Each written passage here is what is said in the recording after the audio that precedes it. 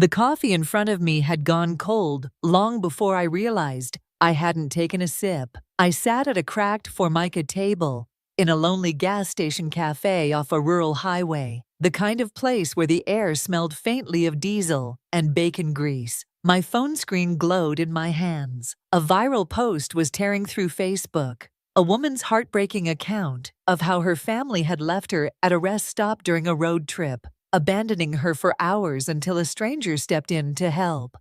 The comments were pure outrage. People wrote in all caps, "How could anyone do that to their own mother? Monsters. She should cut them off forever." Each word cut deeper because I wasn't just reading someone else's nightmare. I was sitting in a scene almost identical to hers, only mine had happened 3 days ago. 3 days since my own daughter, Melissa, and her husband, Derek, had driven away with my 2 grandchildren in the back seat, leaving me on a mountain highway with nothing but my purse and the clothes on my back. They thought I was helpless. They thought I'd sit quietly, cry, and maybe even beg to be taken back into their good graces. What they didn't know was that I held the one thing they couldn't control, the deed to the house they thought they owned. 6 months earlier, the phone had rung late in the evening. Melissa's voice was trembling. "Mom, we're in trouble," she said. "Derek lost his job, the mortgage, the kids' school tuition. We might lose the house." I had been living peacefully in my small adobe home in Santa Fe, filling my days with gardening, a local book club, and weekend drives to the desert. At 68, I thought my years of rescuing anyone from financial ruin were over. But the desperation in my daughter's voice, the same voice I had soothed through skinned knees and teenage heartbreaks, pulled me in without hesitation. "How much do you need?" I asked, already running numbers in my head, knowing I could tap into part of the pension my late husband had left me. "90,000 would cover it and give us a little breathing room," she said quietly. "Mom, you're the only person we can turn to. Sophie and Evan, they'd be devastated if we had to move again." My heart clenched. I had missed too many moments of my grandchildren's childhood already. The thought of them losing their home was unbearable. Within a week, I had transferred the money, but I wasn't entirely naive. My years as a school principal and as the wife of a man who had once been burned in business deals had taught me to protect myself. I asked my attorney to draw up a loan agreement, with me holding a lien on the house, until it was paid back within 2 years. Melissa seemed surprised, but signed without argument. "You're a lifesaver, Mom. We'll pay you back as soon as Derek finds something." At the time, I believed her. I believed every word. If only I'd known that was the first step toward the most humiliating and dangerous experience of my life. At first, it all seemed fine. Melissa called me every Sunday evening, just like she'd promised. She told me about Derek's endless job applications, about how Sophie had joined the school choir, and how Evan had finally scored his first goal in soccer. She sent me pictures, the 4 of them crowded around their kitchen table, board games spread out, laughter frozen in pixels. I told myself the sacrifice I'd made was worth it. I had helped keep them whole. But little by little, the updates started to thin out. One Sunday call became every other week. Then Melissa began answering with, "Can I call you back? We're just heading out the door." Sometimes she didn't call back at all. When we did talk, she sounded distracted, her voice bright but distant. Derek never came on the phone. Sophie and Evan were busy with homework or already asleep. The conversations became short bursts of polite words, not the warm connection I'd been craving. In March, I asked if I could visit for Evan's birthday. Melissa hesitated. "Actually, Mom, it's not the best time. Derek's parents are coming, and the house is going to be packed. Maybe next month?" Next month came and went. When I suggested visiting for Sophie's spring art showcase, Melissa said her sister-in-law was staying with them, and things were a little chaotic. It felt managed, like I was being kept at arm's length on purpose. I tried to push away the thought. Surely I was overthinking. They were just busy. Then, in late April, I accidentally got through to Sophie when I called Melissa's phone. "Grandma!" Sophie's voice was bright, full of that warm enthusiasm only kids have. I miss you so much. When are you coming to see us? Mom keeps saying you're too busy. Too busy. I sat there gripping the phone, my heart aching. Sweetheart, who's that? I heard Melissa's voice in the background. Sharp. There was a shuffle, and then Melissa was on the line. Hi, Mom. Sorry, Sophie grabbed my phone while I was in the shower. Sophie said you told her I was too busy to visit. Why would you say that? I asked. There was a pause. Oh, you know kids? They mix things up. Listen, I'm running late for a meeting. Can I call you later? She didn't. That was the moment I knew something was wrong. Something they didn't want me to see. I decided I wasn't going to wait for another invitation that never came. If they couldn't make time for me, I would make it myself.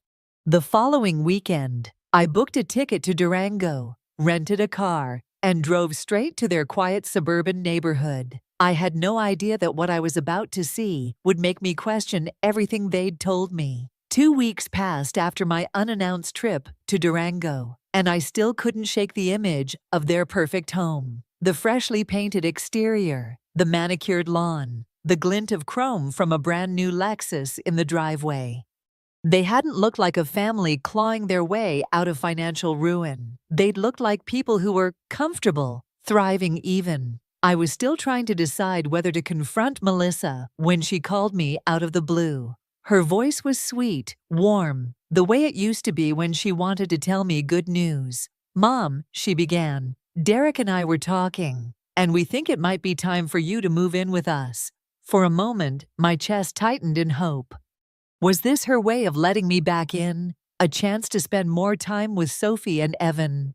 That's wonderful, Melissa, I said softly. I've missed being part of your lives. We've missed you too, she replied quickly. And think of how much money you'd save. You wouldn't have to pay rent anymore in Santa Fe. You could give up your place, maybe sell off some things. And with the house so big, we've got plenty of space for you to help out. Something in her tone that made me pause. Help out? Yeah, you know. School drop-offs, after-school snacks, keeping up with the laundry. Derek's been so busy, and with my new remote job, I barely have time for the kids' schedules. She laughed lightly, as if it were a casual suggestion. I felt my stomach sink. This wasn't an invitation into their lives as a loved and respected mother. This was a recruitment pitch for unpaid labor. And the loan? I asked, keeping my voice even.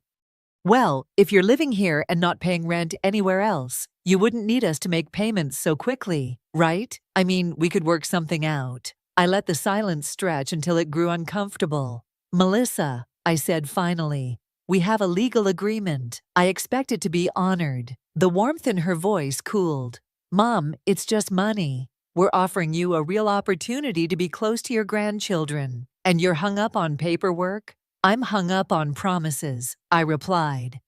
She exhaled sharply. Fine, but don't say we didn't try to include you. The call ended, leaving me with a knot in my chest that no amount of deep breathing could untangle. I had thought maybe this was a bridge back to them. Now it felt like they were building a different kind of bridge, one where I was supposed to carry all the weight. I didn't know it yet, but that phone call was the prelude to something much darker. When Melissa called again a month later, her tone was light, almost cheerful, the kind of voice I hadn't heard from her in a long time. Mom, we're planning a little Labor Day weekend trip, she said, up through the mountains, scenic drives, some easy hikes. We thought it'd be a great way to reconnect. The word reconnect pulled at something in me. I'd been so hungry for it. That sounds lovely, I said. I'd love to come. Perfect. We'll pick you up Friday morning. Pack light. We'll only be gone 3 days. Friday dawned cool and bright. I was waiting on my porch when their SUV pulled up. Sophie and Evan were in the back seat, their faces lighting up when they saw me. I climbed into the third row, hugging them both before settling in beside their backpacks and snack bags. The first hours on the road felt almost normal. We chatted about school, Melissa's new projects, Derek's search for steady work. Sophie showed me pictures from her art class. Evan read me a silly joke from a book.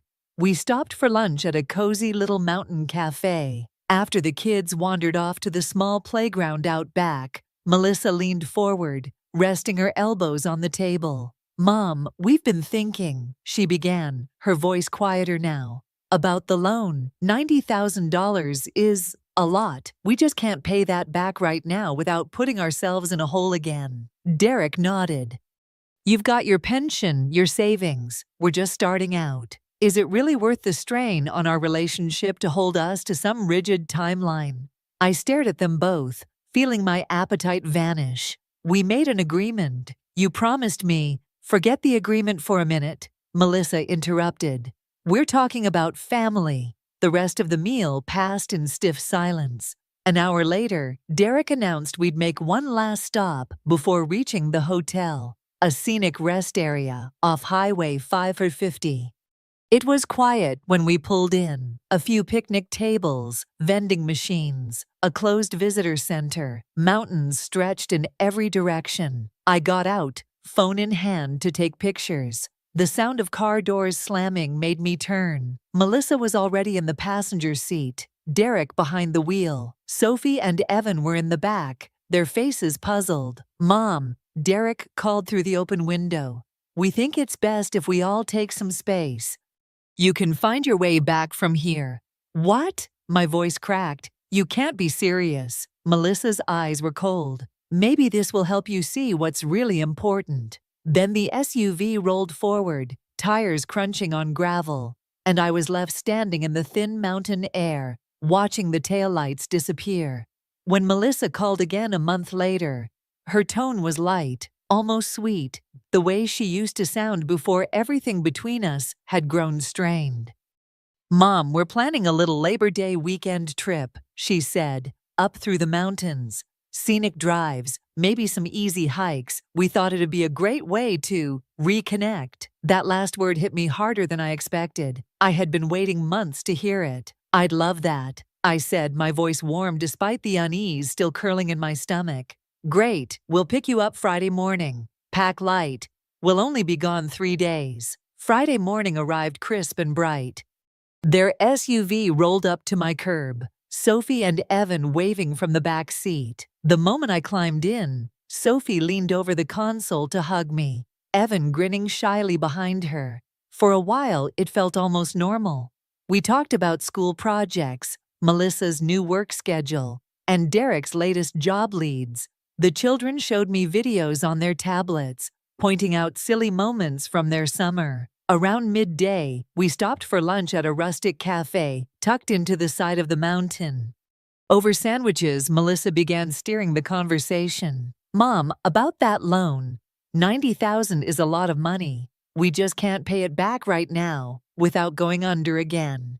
Derek leaned in. "You've got your pension, your savings. We're just starting out. You don't really need it, do you?" I put my fork down. "It's not about need. It's about the promise you made to me." Melissa gave a thin smile.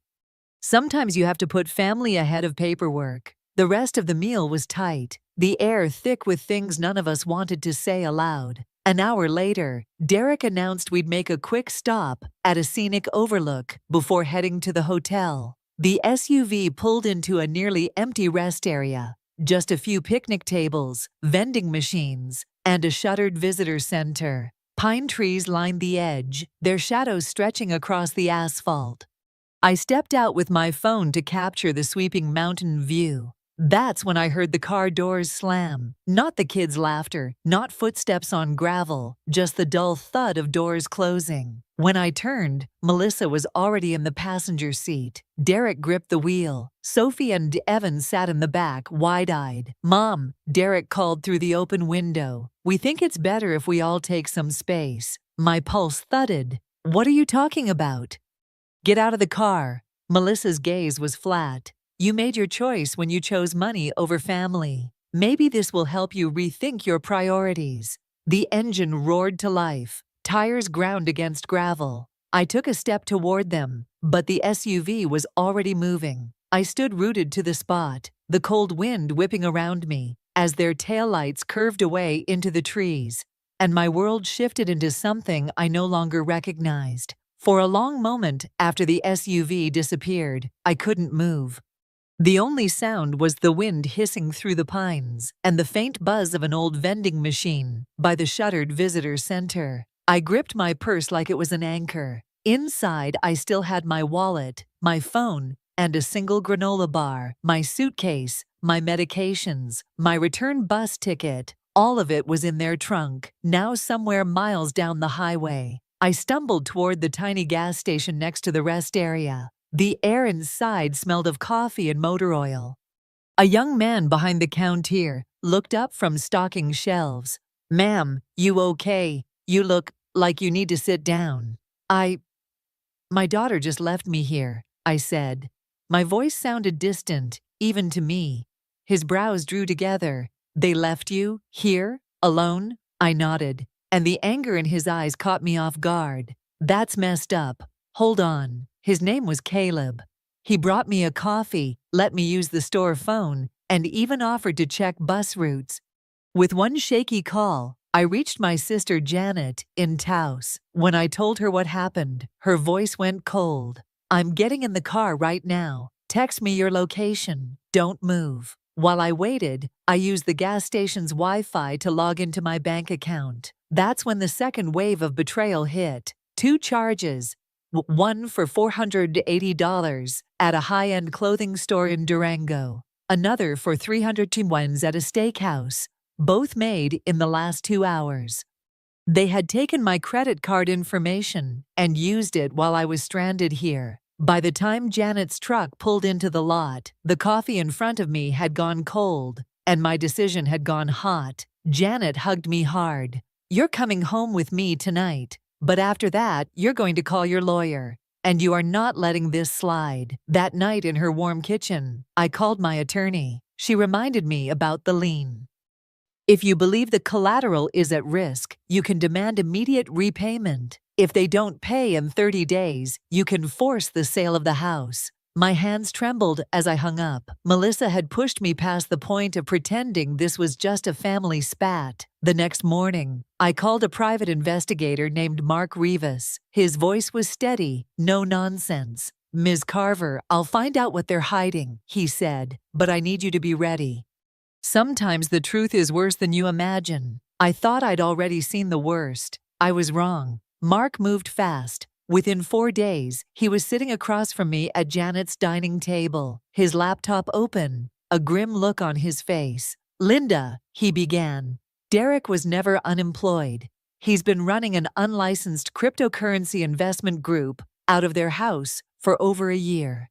The downturn he told you about? That was him losing nearly 70 grand in a single week." My stomach tightened. "And Melissa? She's been working full-time remotely for a startup in Denver since last winter, making more than she did at her old job. The whole financial crisis they pitched you was a cover." I felt heat rise in my chest. "So they lied about everything." Mark hesitated, then slid a printed screenshot across the table. "It's more than lies. I intercepted messages between Melissa and Derek from 3 weeks ago.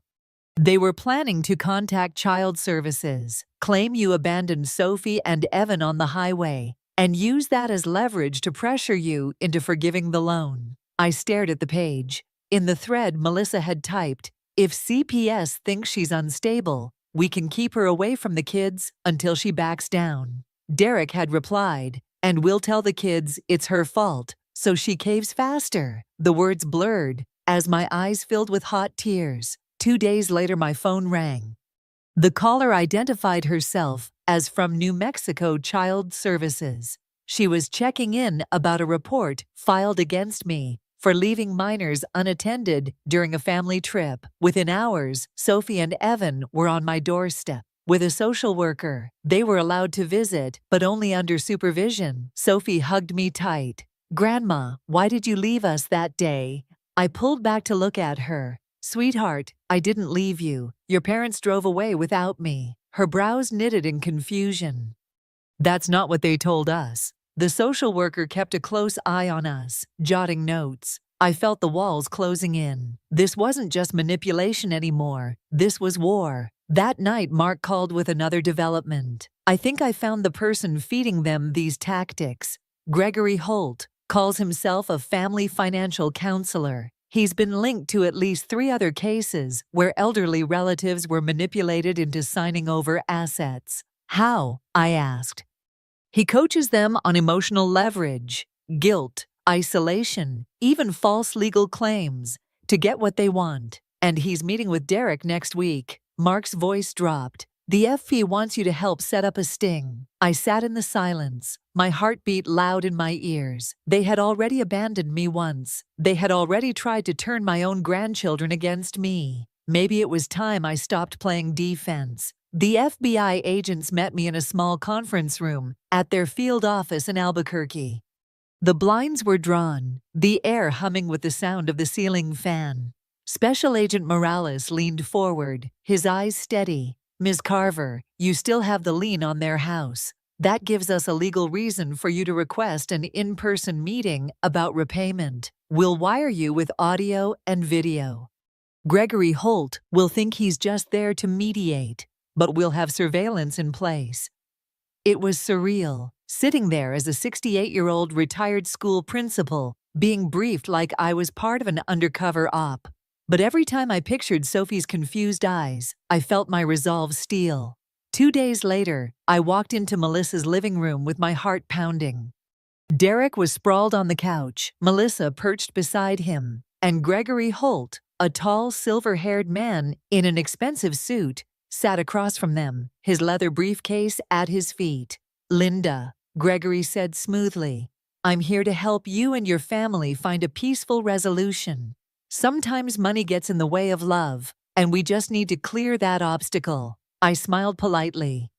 Then maybe we should talk about how Derek was never unemployed, or how Melissa's been earning more than she ever told me. Melissa stiffened. What are you? And, I continued, about the false report to Child Services, the one you two sent so you could turn my grandchildren against me. Derek's jaw tightened. You can't prove that. Gregory leaned forward, his voice low. Linda, if you keep pushing, this gets ugly. You could lose access to those kids forever.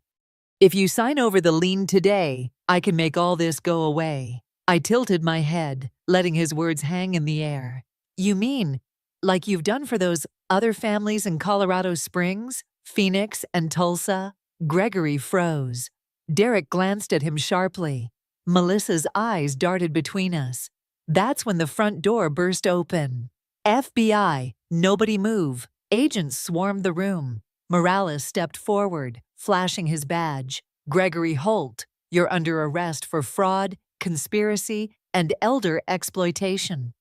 Derek Carver, Melissa Carver, you're under arrest for filing a false report, fraud, and attempted asset theft. Melissa's voice cracked. Mom, but I stood still, my hands clasped, watching as they were handcuffed and led out the door.